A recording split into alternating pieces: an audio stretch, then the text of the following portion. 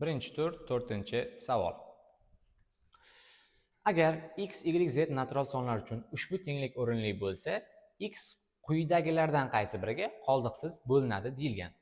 Agar x va x, y, z sonlari natural bo'ladigan bo'lsa, z ham bizdan natural bo'lishi kerak.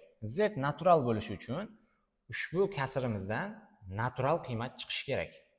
Ya'ni uni qiymati z ga teng. Endi ushbu kasrdan natural son chiqishi uchun kasrning suratidagi 2x qo'shilgan 3y ifoda 6 ga qoldiqsiz bo'linishi kerak. 6 ga qoldiqsiz bo'linishi kerak. 6 ga bo'linish qoidasi berilgan son bir vaqtning o'zida 2 ga va 3 ga bo'linishi kerak edi. U qoidani ishlatmasdan turib misolni yechimiga o'tadigan bo'lsak. U qoidani ishlatmasdan turib qanday javobini chiqaramiz? 2 qo'shiluvchi.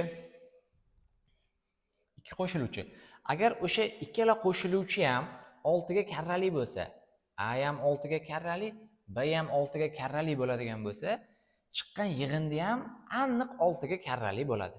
Demak, hozir men bunday qilaman. 2x ni ham 6 ga bo'linadigan son qilaman.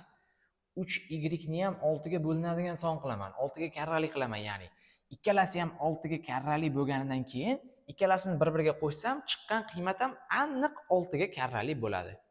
Tushunarli bo'ldimi? Demak, bizda 2x 6 ga karrali bo'lishi kerak. 6 ga karrali.